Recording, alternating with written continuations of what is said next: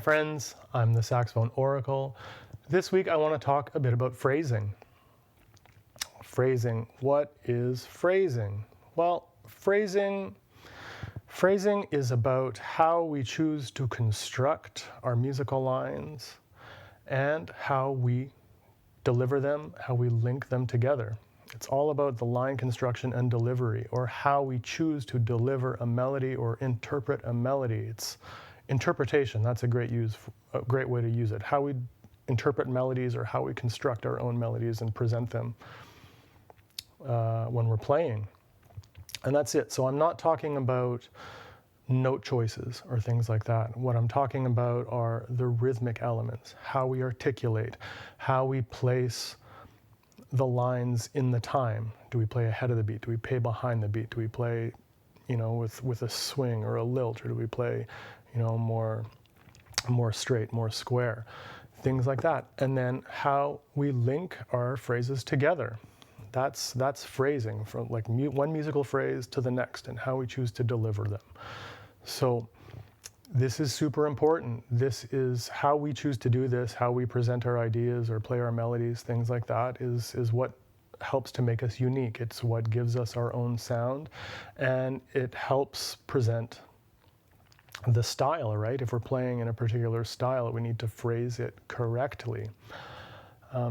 So it's super important, and it's something, the only way I know to practice this really well is by transcription, by emulating other great players. So, there are certain names.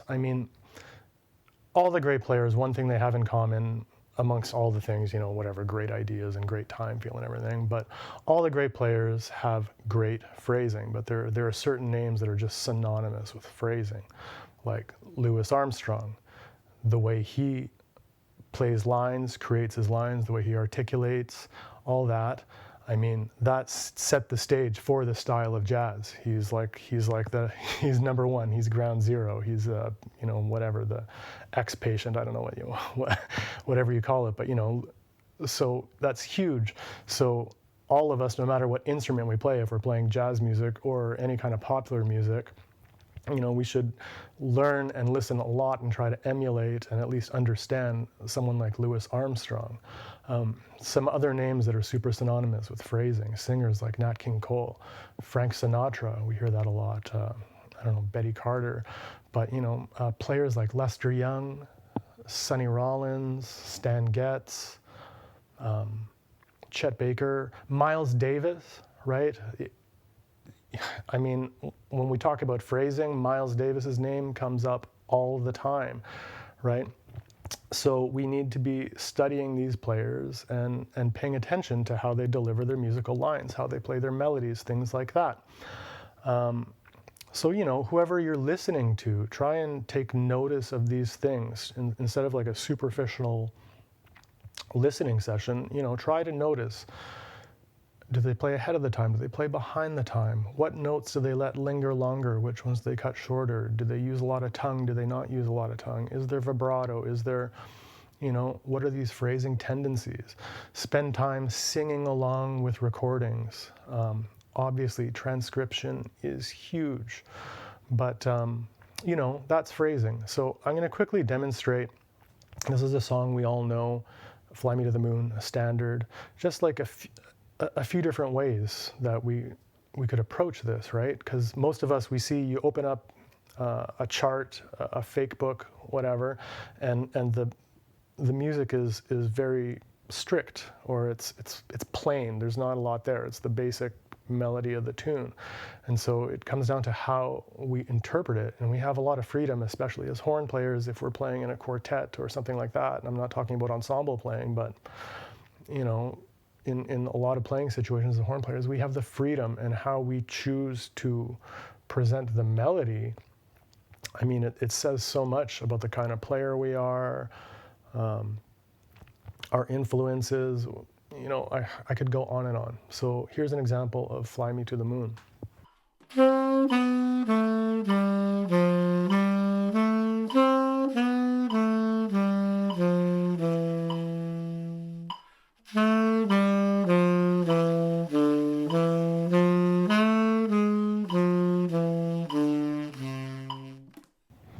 Okay, so that's one way. I'm not looking at the actual sheet music, but often that's how a melody is presented. You know, it's pretty boring, it's pretty plain. It's correct though, they're the right notes, you know, but what else can we do with it? Here's another way of phrasing that melody.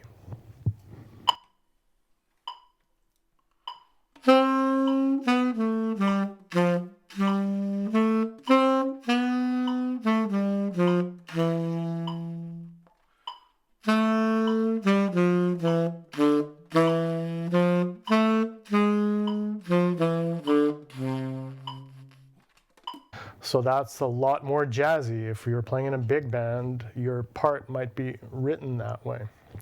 Oh, and by the way, if you're playing songs like this one that happens to have lyrics, it's really helpful to know those lyrics because it's going to influence how you phrase, right? If you're thinking of the lyric, you know, where you're going to place it rhythmically, you know, we're depending on what the content of the lyric is, right? If, you know, if we're not going to rush through something if the lyric is like, and I love her, right? It's not, and I love her. So that's going to have a heavy influence. But so one more way of doing Fly Me to the Moon. Here's a way that I would probably phrase it at this tempo.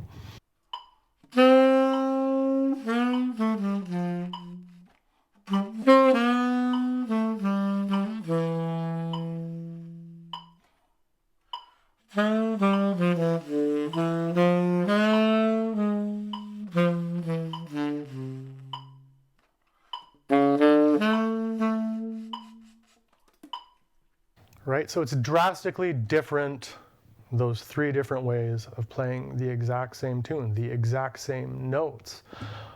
So that's phrasing. It's huge, it's really important. Again, pay attention to this, sing along, take notice to how things are done. I mean, it's not always simply a note on the page. There's a lot more happening there. You know, our players, I often hear beginners talk about, you know, well, I learned the song, but it doesn't sound anything like, you know, the way I hear it on the recording. It's like, well, because there's a lot of really, really subtle things happening.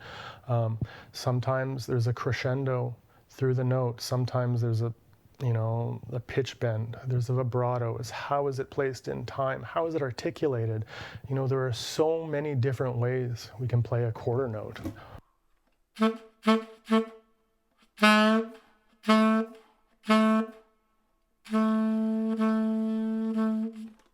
There's, you know, it's endless, all these little subtleties. So if we really pay attention to the players we like and try and emulate them, it's going to add a lot to our playing. It's going to help us to develop our own style of playing.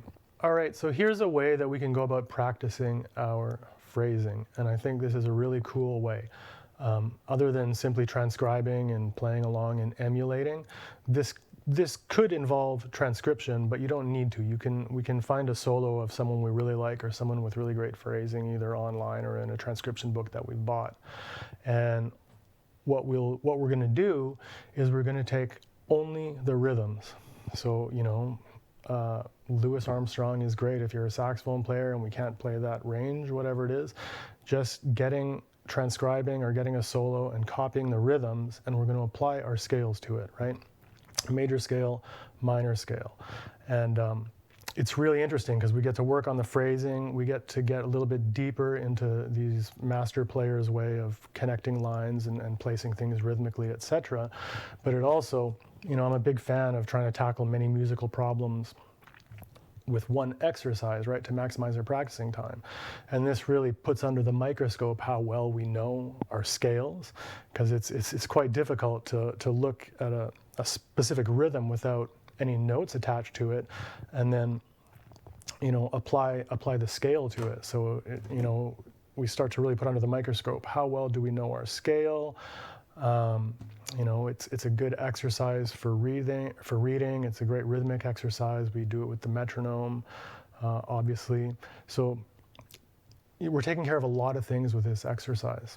The solo I've chosen is a Miles Davis solo for a couple of reasons. One, because obviously Miles is one of the all-time greatest, has the most beautiful phrasing in jazz, arguably. And this solo from So What, it's off the Kind of Blue album. Most of us are all familiar with it.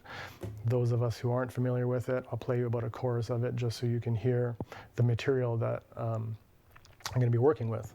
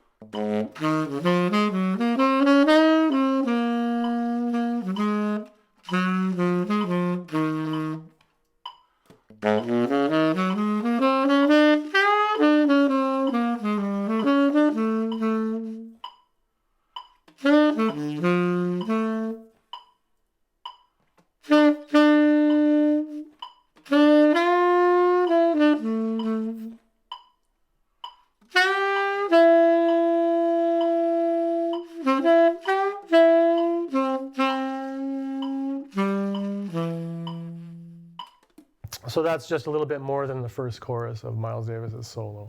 I'm sure most of you are familiar with it. It's just an incredible, the phrasing is incredible. The sense of rhythm, how he places the melody, the sense of swing, it's, you can't beat it. So this would be a great candidate to work with. So now I'm going to apply the C major scale to it. That's it, C major scale, easy peasy. I'm going to start on low C. I'm going to go all the way up the entire range to the high F, back down to low B, and I'm just going to keep going over and over again to the rhythm and the phrases of Miles Davis from this solo.